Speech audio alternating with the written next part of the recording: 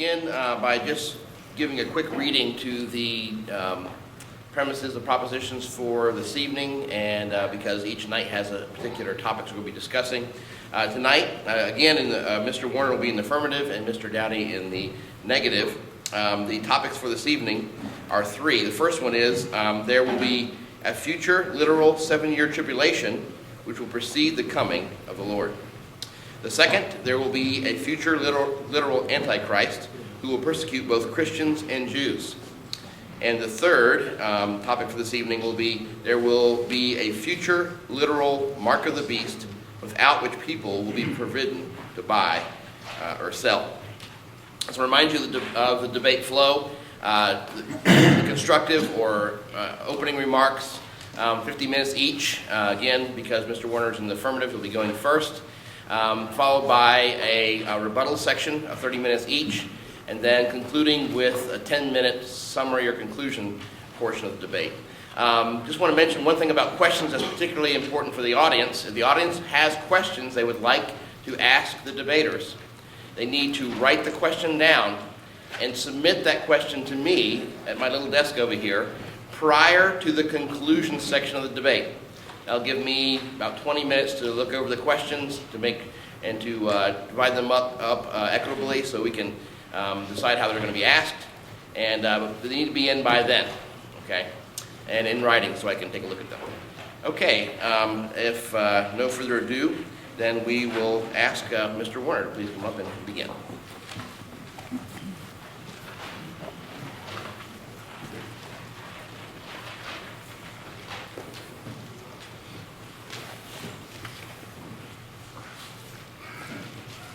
Hope you all don't mind I took the opportunity to put my websites up on the PowerPoint. So if any of you want to do a little further reading on the topics that we're discussing, I have a lot more information on my websites. There's a little ring in the mic. Yeah, if I can turn it down a little or something.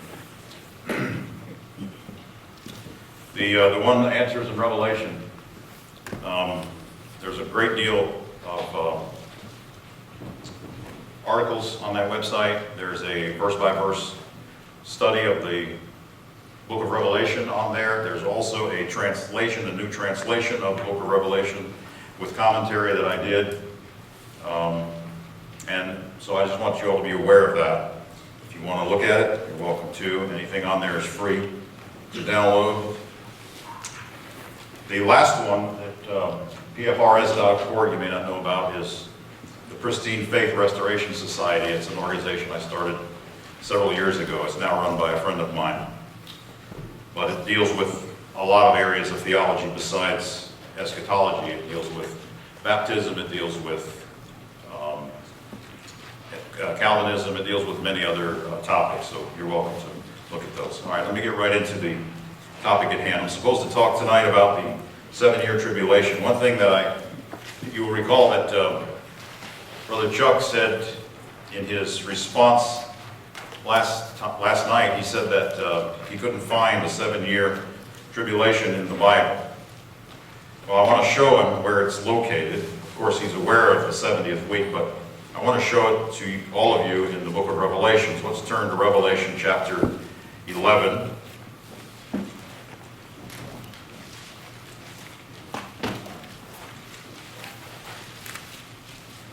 Verse 1. Then I was given a reed like a measuring rod, and an angel stood, saying, Rise and measure the temple of God, the altar, and those who worship there. But leave out the court which is outside the temple, and do not measure it, for it has been given to the Gentiles, and they will tread the holy city underfoot for 42 months. And I will give power to my 2 witnesses, and they will prophesy 1,260 days, clothed in sackcloth. 1,260 days is 3.5 years, or 42 months. These are the olive trees and the 2 lampstands standing before the God of the earth. And if anyone wants to harm them, fire proceeds from their mouth and devours their enemies. And if anyone wants to harm them, he must be killed in this manner. These have power to shut heavens so that no rain falls in the days of their prophecy, and they have power to turn waters to blood and to strike the earth with all plagues as often as they desire. When they finish their testimony, the beast that ascends out of the bottomless pit will make war against them, overcome them, and kill them, and their dead bodies will lie in the street of that great city, which spiritually is called Sodom, and Egypt, where also our Lord was crucified, which of course that is Jerusalem. I'm not going to continue reading that passage, but here we have a period of 3.5 years described. 2 prophets are going to prophesy, and they're going to be calling plagues down out of heaven upon people upon the earth. They will prophesy in this manner and bring these plagues down upon mankind for 3.5 years, and then at the end of that period, their dead bodies, they'll be killed by the beast who ascends out of the pit, and their dead bodies will lie in the street of Jerusalem for 3.5 days. And then they're caught up into heaven, as the rest of the passage says. So there we have the first 3.5 years of that 7-year period. And then the last 3.5 years we have in chapter 13 of Revelation. It talks about a beast here coming up out of the sea, and in verse 4 it says, "So they worshiped the dragon who gave authority to the beast. And they worshiped the beast, saying, 'Who is like the beast? Who is able to make war with him?' And he was given a mouth speaking great things and blasphemies, and he was given authority to continue for 42 months. There's the other 3.5 years, for a total of 7 years. Then he opened his mouth in blasphemy against God, to blaspheme his name, his tabernacle, and those who dwell in heaven. It was granted him to make war with the saints and to overcome them, and authority was given to him over every tribe, tongue, and nation," which would be the whole earth, as it says there. "All who dwell on the earth will worship him, whose names have not been written in the book of life of the Lamb slain from the foundation of the world." There's your 7 years. Now, our brother is not going to accept that.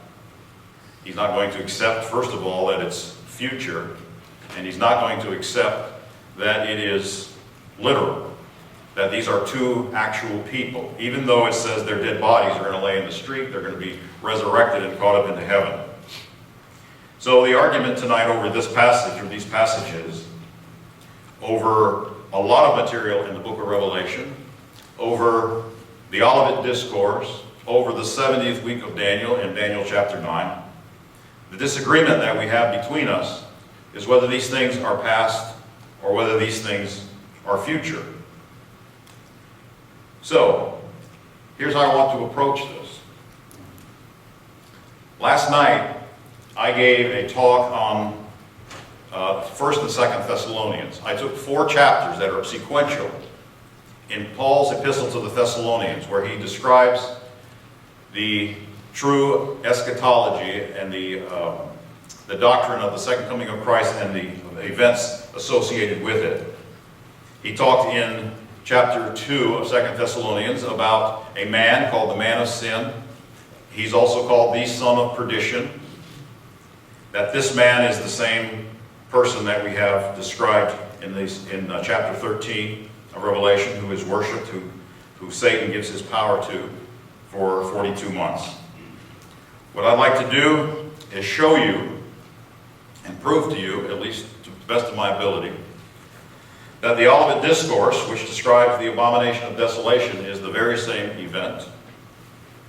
That the Olivet Discourse underlies the teaching of the Apostle Paul in 1st and 2nd Thessalonians. That is, Paul, in giving the theology with regard to Christ's coming and the associated events, Paul is relying upon Christ's teaching in the Olivet Discourse. Now, excuse me, I should have put that up. If I can do that, if I can show that Paul was simply repeating to the Thessalonian Christians what Christ taught in the Olivet Discourse, and he is repeating this to Gentile churches who have nothing to do with Jerusalem, who have no interest in the destruction of Jerusalem, and the Apostle Paul very clearly is referring to the second coming of Christ. If I can show that he's relying on the Olivet Discourse as the foundational material for his teaching, then that ought to prove to any unbiased person here that the Olivet Discourse and the teaching of Christ in that passage, at least most of it, if not all of it, is related to his second coming at the end of the age and is therefore future. So that's my goal tonight as part of my presentation, to show you that Paul, in fact, was simply relying on the teachings of Christ. Now, how am I going to do that? Well, excuse me. I want to show you a comparison. The chart you see up on the screen. Just one second, I have to get mine out so I can read it with these glasses. All right. The chart you see up on the screen gives a list of 12 items that the Olivet Discourse and the Apostle Paul in 1st and 2nd Thessalonians have in common. And I want to go through these briefly. Let's look at the first one. The Olivet Discourse describes a visible bodily arrival of Jesus from heaven. And when I say visible bodily, I'm referring to the word parousia, which is a Greek word which means bodily presence. It means arrival, physical arrival of a person to be in the presence of others. It's used of Christ in the Olivet Discourse several times. In fact, it's used 4 times in the Olivet Discourse. It's in Matthew 24:3, 27, 37, and 39. All refer to the parousia of Christ. In Matthew 24:30, it also says, "They will see the Son of Man coming in the clouds of heaven with power and great glory." Brother Doughty said yesterday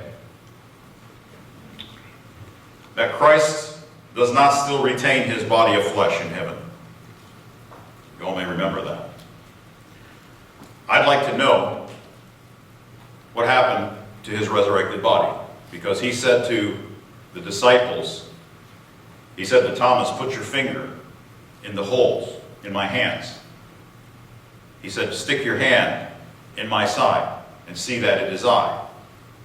He said, he told them that they were not seeing a ghost. He said that a ghost would not have flesh and blood as you see I have.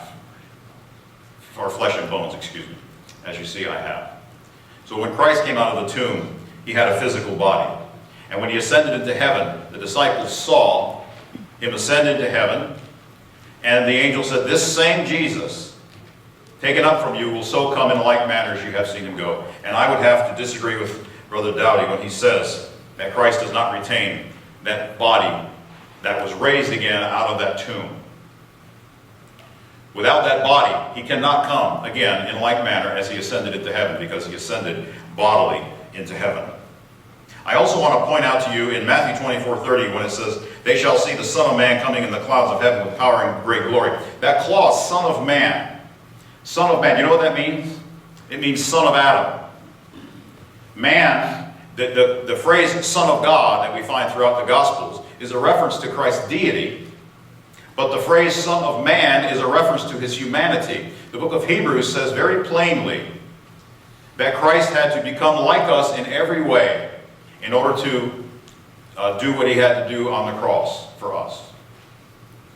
He became like us in every way, and not only that, the Apostle Paul says in Philippians chapter 2 that we will receive our resurrected body that will be like unto his glorious body.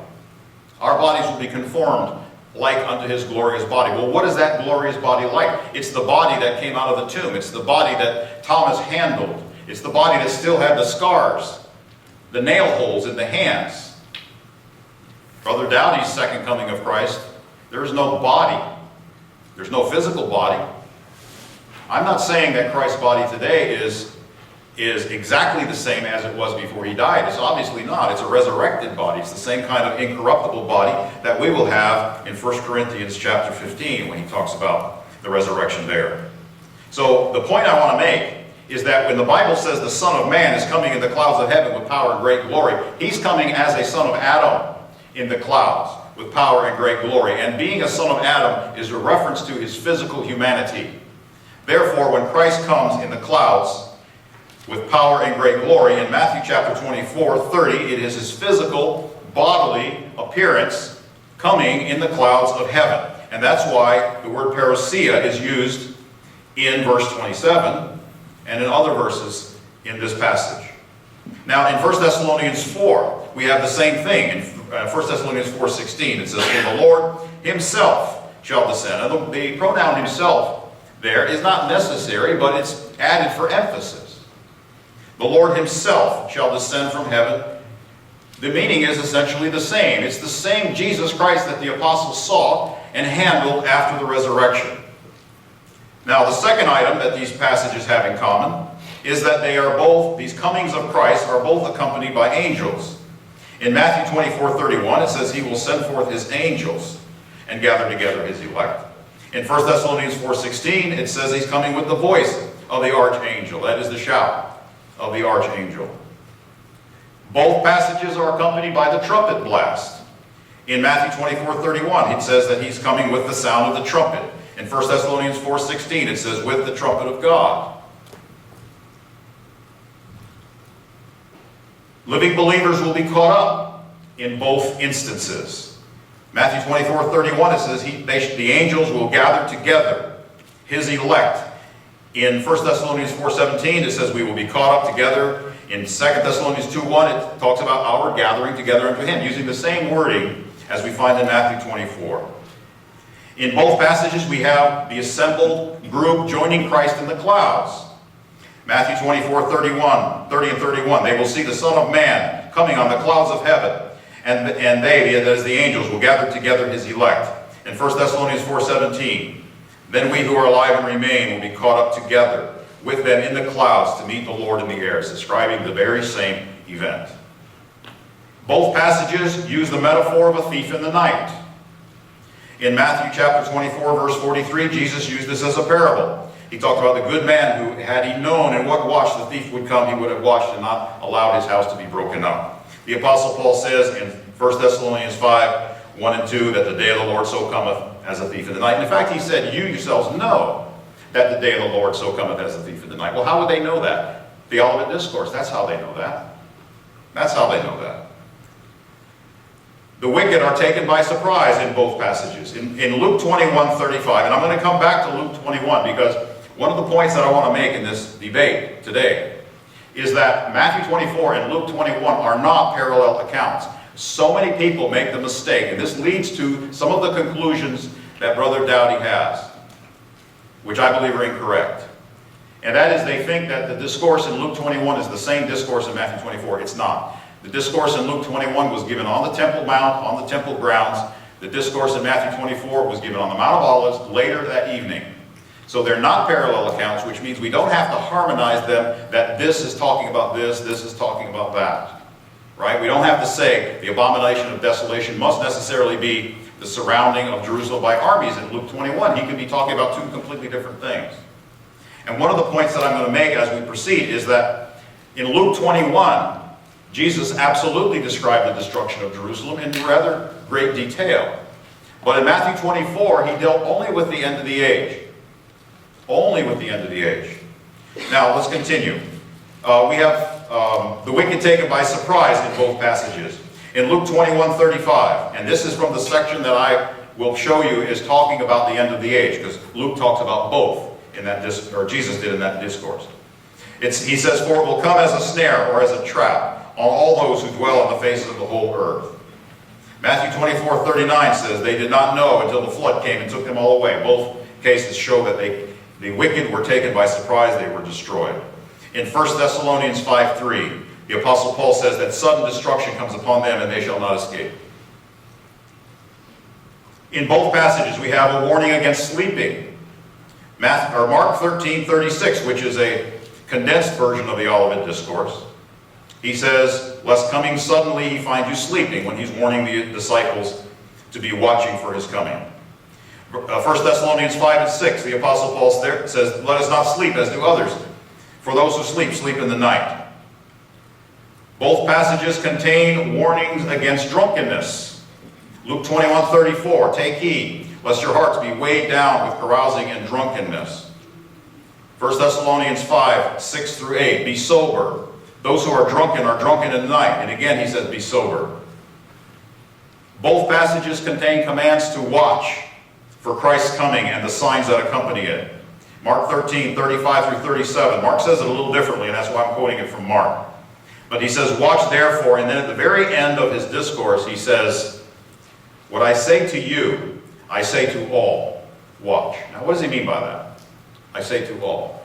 Does he mean all the Jews in Jerusalem? No. Because Christ trained his apostles so that he could send them out to evangelize the lost. He trained them to be apostles to the Gentiles, primarily. Yes, they started in Jerusalem, but eventually they went out to the Gentiles.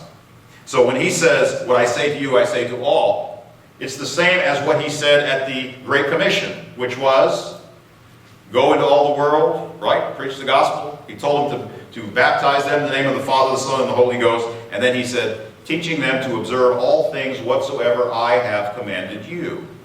Now, if the apostles did what Christ told them to do, then they were preaching and teaching the new converts that they baptized to be watching for the events in the Olivet Discourse. And the Apostle Paul references these things for the Thessalonians, who were certainly not concerned about the destruction of Jerusalem. Had nothing to do with them. Apostasy comes first, before Christ's return. In Matthew 24:10, I'm reading from the New American Standard Version, it says, and at that time many will fall away, and will deliver up one another, and will hate one another. 2 Thessalonians 2:3 says, that day will not come unless there comes a falling away first.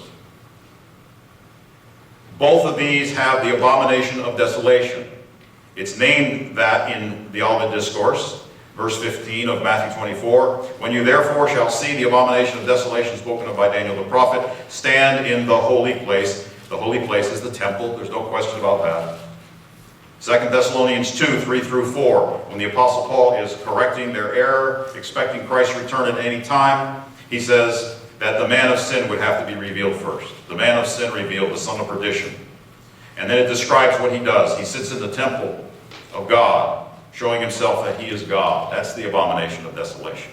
It's not the destruction of Jerusalem. Now, I think that's a fairly extensive list. In fact, almost every point that the Apostle Paul made in 1st and 2nd Thessalonians, in those 4 chapters, with regard to Christ's coming, comes from the Olivet Discourse and from those portions of Luke 21 that are talking about Christ's second coming.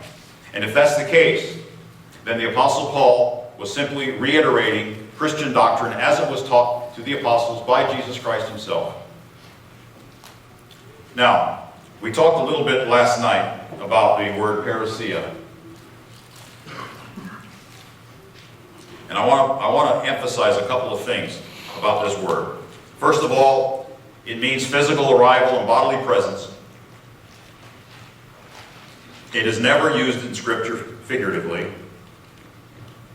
One example is Philippians 2:12, where it says, therefore, my beloved, as you have always obeyed, not as in my presence, parousia, only, but now much more in my absence, work out your own salvation with fear and trembling. Another example, 2 Corinthians 10:10, talking about Paul's letters. It says, for his letters, they say, are weighty and powerful, but his bodily presence, parousia, is weak and his speech is contemptible. That word is used 5 times in 1 Thessalonians chapters 4. It's used in 1 Thessalonians 4:15. It's used in 1 Thessalonians 5:23. It's used in 2 Thessalonians 1:8 and 9. 5 times, all with reference to Christ's return. It's used 4 times in the Olivet Discourse, Matthew 24:3, 27, 37, and 39. And the most important point is that parousia absolutely cannot refer to some invisible, mystical coming of Christ that nobody ever saw in AD 70.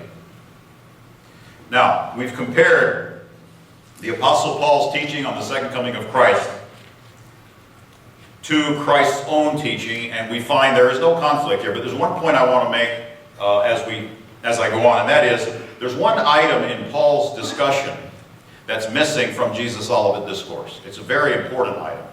You know what that is? It's the resurrection. There is no resurrection mentioned in Jesus' Olivet Discourse or in Luke 21. But Paul starts off talking about the resurrection. Now here's the question. Why? Why? What was the problem in Thessalonica? What was the thing that had caused the confusion in that church? And I'll tell you what the problem was. the lack of the resurrection mentioned in the Olivet Discourse. That was the problem. And because the resurrection was not mentioned in association with all the other events in the recorded Gospels, no doubt Christ, when he taught his apostles orally in what's not recorded in the Gospels, no doubt he went over this time and time again, but it's not written down in those 4 Gospels. So there's talk about the resurrection at the last day, yes, in isolated passages, but nowhere did Christ associate the resurrection with his second coming in the Gospels. So that item caused confusion for the Thessalonians, and so the Apostle Paul, in order to address that, he starts with the resurrection, and then he says that our gathering together to Christ will by no means precede those, that is, those who are to be resurrected. So what he does is he ties in the resurrection to all this information that they already knew from the Olivet Discourse. He ties it in. And then, now they have a complete picture, and he resolves all of the issues that the Thessalonians were having. Now, I've compared Paul to the teaching of Christ. I want to compare Jesus now to Daniel, because Jesus references Daniel in the Olivet Discourse. And if I'm going to prove to you that the mark of the beast and the Antichrist and all this stuff that we read in Revelation and all that we've read in the Olivet Discourse, that is still future, then I'm going to have to show what Jesus was saying and teaching in Matthew chapter 24. So let's go to Matthew 24 for just a moment. Verse 15.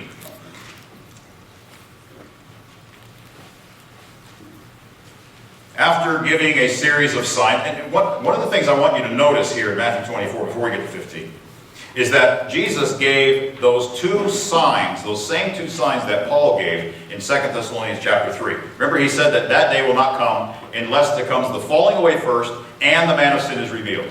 Right? In that order. We have the exact same order in Jesus' Olivet Discourse. We have the falling away first, mentioned beginning in verse 9. It says, they will deliver you up to tribulation, kill you, and you'll be hated for all nations for my name's sake. And then he says, many will be offended and will betray one another and will hate one another. Then many false prophets will rise up and deceive many. And these many are his disciples. These are many of Christ's followers. These are the ones who are hated for his name's sake, not unbelievers. It's believers who are going to be hated for his name's sake. And many of them are going to fall away. It says they're going to betray one another and hate one another. And many false prophets will rise up and deceive many. And because lawlessness will abound, the love of many will grow cold. There was a question last night about what was the importance of all this. Well, here's a very important reason right now. According to Jesus Christ, his disciples, his followers, are going to grow cold in the end times just before his coming, and many are going to forsake him, and there's going to be a massive apostasy away from the faith. In fact, if you have a New American Standard Version, when it says the love of many will grow cold, it says something like most or something to that effect. The Greek implies the greater part, which means the majority. The majority of Christ's followers are going to turn away from him in the last days, and they're going to follow false prophets, they're going to follow their own lusts, they're going to be involved in lawlessness and all sorts of things. Is it important to preach what's coming in the end times? You better believe it is, because if you don't warn God's people, and if you don't prepare them for what's coming, they're going to fall away from the faith. And it's going to be your fault. It's going to be your fault. Now, look at verse 14. And this gospel of the kingdom will be preached in all the world as a witness to all the nations, and then the end will come. Verse 15. Therefore, when you see the abomination of desolation spoken of by Daniel the prophet, standing in the holy place, whoever reads, let him understand. That means whoever reads Daniel's prophecy, let him understand. Then let those who are in Judea flee to the mountains, etc. Now I'm going to pause here and talk about this abomination of desolation. He says the abomination of desolation spoken of by Daniel the prophet. So if we want to know what in the world this abomination is, we've got to go to Daniel to understand it. Is that not right? Let's go to Daniel chapter 9.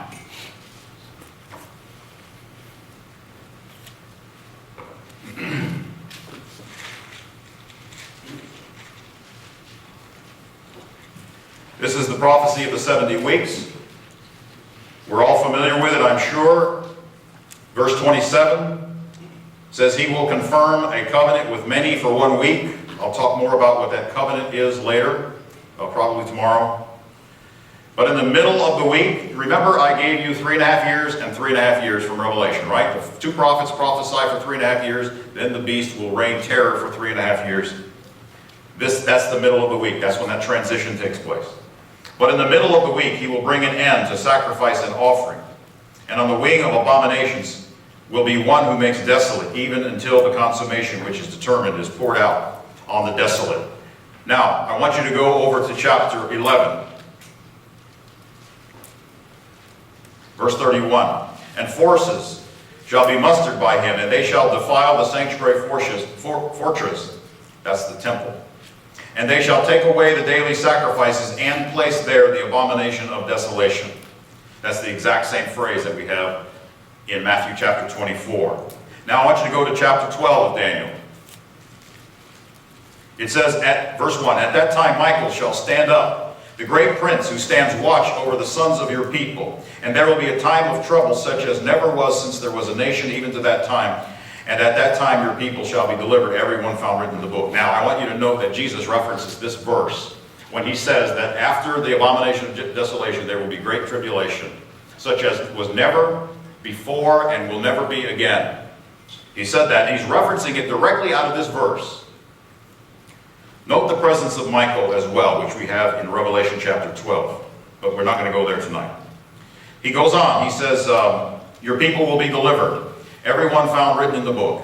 And many of those who sleep in the dust of the earth shall awake. There's your resurrection.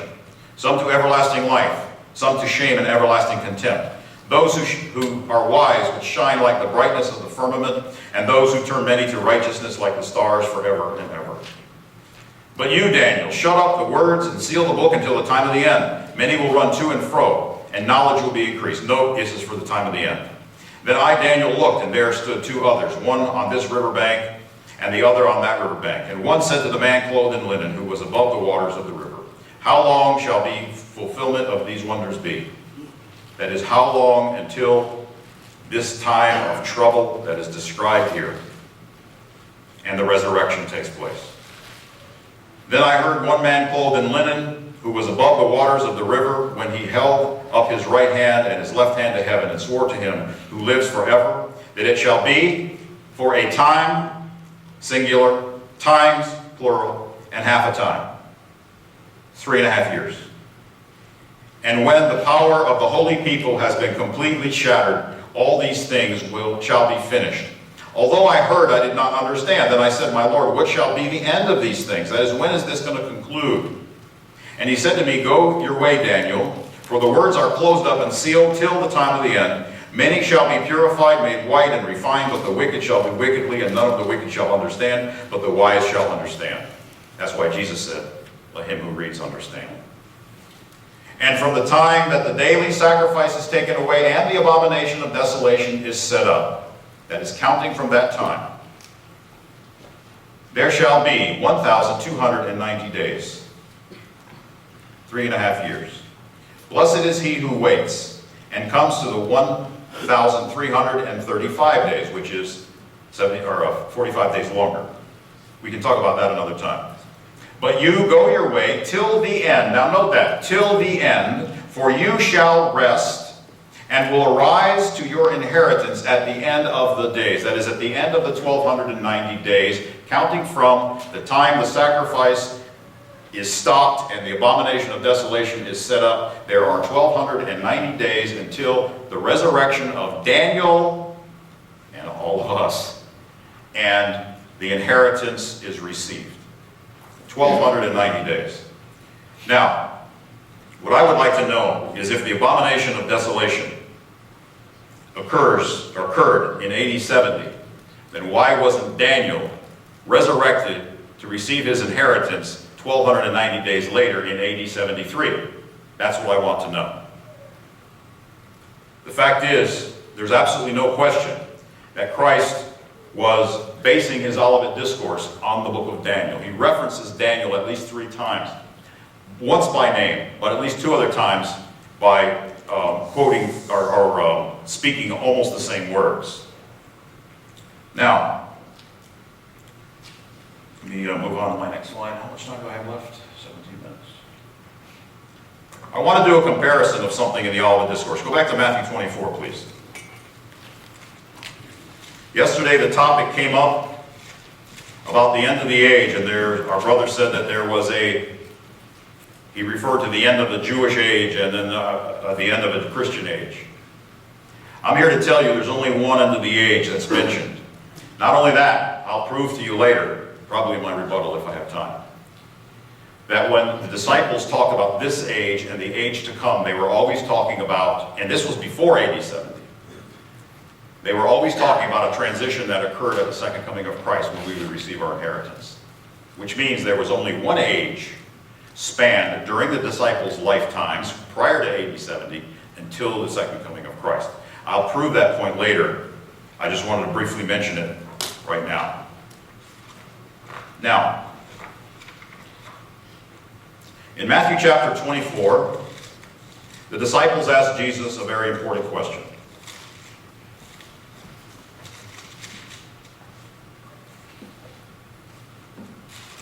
Excuse me. Let's start at verse 1. Then Jesus went out and departed from the temple, and his disciples came up to show him the buildings of the temple. And Jesus said to them, "Do you not see all these things? Assuredly I say to you, not one stone shall be left upon another that shall not be thrown down." Now, my opponent and I agree that that is a question about, or that is a statement about the destruction of Jerusalem in AD 70. There's no question about that. Now Jesus, if you'll notice, they're at the temple in chapter 24, verses 1 and 2. They're leaving the temple. And in verse 3, there's a gap because now they're on the Mount of Olives. If you compare this to Luke, what you'll find is that whole discourse in Luke 21 took place in that gap. You know, when we harmonize the Gospels, we know that the Gospels are let me put it this way. Not one of the Gospels contains all of the information about what Christ did and said. Isn't that right? Don't we look in Luke sometimes and find things that occurred that we have to insert into Matthew and vice versa? And John has a lot of material that's not included in any of the other three Gospels. So none of the Gospels. In fact, John ends by saying that Jesus did many more and said many more things than he recorded, and that the world couldn't even contain the books if he wrote them all. So the gospel accounts essentially are not complete accounts of what Jesus said and did. They're absolutely not. They are selected excerpts, if you will, from the life and ministry of Jesus Christ. We cannot assume when we read a discourse or something that one author included in his gospel that that's all there is to say on that subject. And there are many times that there are gaps, and there are lots of gaps. I want you... Well, I'm not going to go there yet. I'll come back to that. Look at the passage on the screen. What were the disciples concerned about? They were concerned about the end of the age, and they were concerned about the destruction of Jerusalem. They were concerned about both of those two things. The end of the age, our brother says, is the end of the Jewish age in AD 70. But I want you to look at what Jesus said to them in Matthew chapter 28 when he gave them the Great Commission. I want you to note the highlighted portions on the screen. He said, "Go therefore and make disciples of all the nations." The same phrase we find there in Matthew 24:14. "Baptizing them in the name of the Father, the Son, and the Holy Spirit, teaching them to observe all things that I commanded you," yes, including the watching commands in the Olivet Discourse. "And lo, I am with you always, even to the end of the age." The same phrase we see twice in Matthew chapter 24. Once in the disciples' question, and once in Jesus' response, when he said, "This gospel of the kingdom will be preached to all the world as a witness to all the nations, and then the end will come." Now, I want you to put yourself in the shoes of the disciples. When they hear terminology from Jesus about the end of the age, there's nothing in Jesus' remarks that state or imply that there is an end of the age in AD 70. There's no such thing. The disciples understood Jesus based on the many things that he said to them. And when he uses the same phraseology, the exact same terminology, he's referring to the same things. Excuse me. One more drink.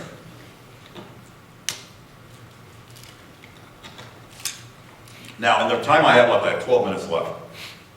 I want you to go to Luke chapter 21. I'm going to have to do this like a little whirlwind exegesis of this passage. Luke 21:1. And he looked up and saw the rich putting their gifts into the treasury, and he saw also a certain poor widow putting in 2 mites. So he said, Verily I say to you, that this poor widow has put in more than they all. Let's go down to verse 5. Then as some spoke of the temple, how it was adorned with beautiful stones and donations, he said, now I want you to notice, he's on the Temple Mount. He just got done commenting on the widow putting in her offering. These things which you see, the days will come in which not one stone shall be left upon another that shall not be thrown down. We see that at the beginning of Matthew 24, while they were still on the Temple Mount, but then we have that big gap. So they asked him, saying, Teacher, but when will these things be, and what will be the sign when these things are about to take place? Notice they did not ask him on the Temple Mount about his coming in the end of the age. And he said to them, Take heed that you be not deceived, for many will come in my name, saying, I am he. Now what we're going to find as we continue there are many things in common between these passages of Scripture. Many will come in my name, saying, I am he. The time has drawn near. Therefore do not go after them. But when you hear of wars and commotions, do not be terrified, for these things must come to pass first, and the end will not come immediately. Then he said to them, Nation will rise against nation, and kingdom against kingdom, and there will be great earthquakes in various places, and famines and pestilences, and there will be fearful sights and great signs from heaven. But before all these, now I want you to do me a favor in your Bible and mark this verse. Verse 12. Because verse 12 it begins a parenthetical section. When he says before these things, he's backing up in his discourse. He has gone far ahead in his discourse leading up to the end of the world, the end of the age in the discourse. And now he's going to back up and answer their question and insert it at the proper time. So verses 12 through 24, you should put parentheses around those. Verses 12 through 24 are parenthetical. And I'll show you why they're parenthetical. I want you to look at how he ended before he goes to the parenthetical portion. In verse 11, when he says, there will be great earthquakes in various places, and famines and pestilence, and there will be fearful sights and great signs from heaven. So when he stops the discourse to back up, to talk about the destruction of Jerusalem, he was previously talking about the signs that are going to occur in heaven. Great signs that are going to occur in heaven. And now he backs up in the discourse to talk about the destruction of Jerusalem that's going to happen prior to all of those things. Verse 12, but before all these things, they will lay their hands on you and persecute you, delivering you up to the synagogues and prisons. You will be brought before kings and rulers for my name's sake. But it will turn out for you as an occasion for testimony. Therefore, settle it in your hearts, not to meditate beforehand on what you will answer. This is all talking about the apostles themselves being persecuted prior to the destruction of Jerusalem. I will give you a mouth and wisdom which all your adversaries will not be able to contradict or resist. You will be betrayed even by parents and brothers, relatives and friends, and they will put some of you to death. And you will be hated by all for my name's sake, but not a hair of your head shall be lost. By your patience possess you your souls. But when you see Jerusalem surrounded by armies, let me tell you something. Jerusalem surrounded by armies is not the abomination of desolation. It is not the abomination of desolation. It cannot be the abomination of desolation, which I'll show you in just a moment. He says, then let those who are in Judea flee to the mountains. Let those who are in the midst of her depart, and let not those who are in the country enter her. I have a question. When Jerusalem was surrounded by armies in AD 70, do you know when that was? It first occurred in 67. Then the armies left, then they came back. Then they stayed there for a while. Then they actually built their own wall around Jerusalem to keep the food from going in and out. And that was a few months before they actually finally overcame the city, got in and burned down the temple, and then they destroyed the city of Jerusalem. When did Jesus say for them to flee in Luke 21? When did he tell them to flee to the mountains? It was when they saw Jerusalem surrounded by armies. What does it say in Matthew 24? When you see the abomination of desolation in the holy place, flee to the mountains. Listen, they could not flee to the mountains if that occurred in 70 AD, because when what our brother calls the abomination of desolation, which is when when the Roman armies actually came into the temple and destroyed the temple, it was way too late to flee. It was way too late to flee. They had already sealed the city off. The people were already starving and cannibalizing each other in the city of Jerusalem long before that actually happened. How in the world could they flee to the mountains when the Roman armies enter Jerusalem and go into the temple and burn down the temple? It's impossible. They can't do it. It's too late to flee. There's nowhere to go. The fleeing to the mountains that occurred in AD 70 is what took place 3 years before that, when the Christians, seeing the Roman armies, actually fled.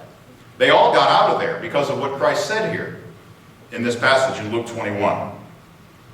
Now, you'll notice that, I have 7 minutes left. It says, let's go down to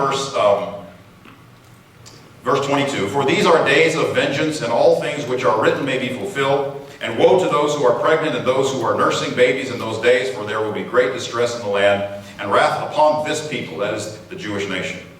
And they shall fall by the edge of the sword and be led away captive into all nations, and Jerusalem will be trampled by Gentiles until the times of the Gentiles are fulfilled. Now, the times of the Gentiles, what is that? That's the age we live in now.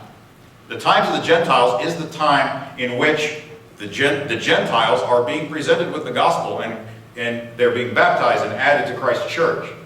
The times of the Gentile, it's not a new age per se. The gospel is the same gospel that it was before that. Nothing has really changed except that the disciples were sent out by Jesus Christ after they preached in Jerusalem and in Judea, and they preached in Samaria, and then the gospel started going out, as we read in the book of Acts, going out to all the world, and it's still going out to all the world today. So what Jesus has done in this parenthetical portion is he has taken them from just before AD 70, beginning in verse 12, all the way to the end of the age that we live in now, when he says that Jerusalem is going to be trampled by the Gentiles until the times of the Gentiles are fulfilled. And now he picks up where he left off in verse 11, talking about the cosmic signs in the sun and the moon and the stars. Remember, he backed up to give them that section of Scripture. So then he says, verse 25, now beginning of verse 25 through the end of the chapter is talking about the end times. It's talking about Christ's second coming. There will be signs in the sun and the moon and the stars, and on earth the distress of nations, with perplexity, the sea and the waves roaring, men's heart failing them for fear, and the expectation of those things which are coming on the earth, for the powers of the heavens will be shaken. Then they will see the Son of Man coming in the cloud with power and great glory. Yeah, we read about that in Matthew 24, 30 and 31. Now when these things begin to happen, look up, lift up your heads, for your redemption draws near. That is believers, the resurrection, the coming of Christ, all of that is coming. Then, of course, there are parables that follow, just as there is in Matthew chapter 24. Let's go back to Matthew 24 for just a moment.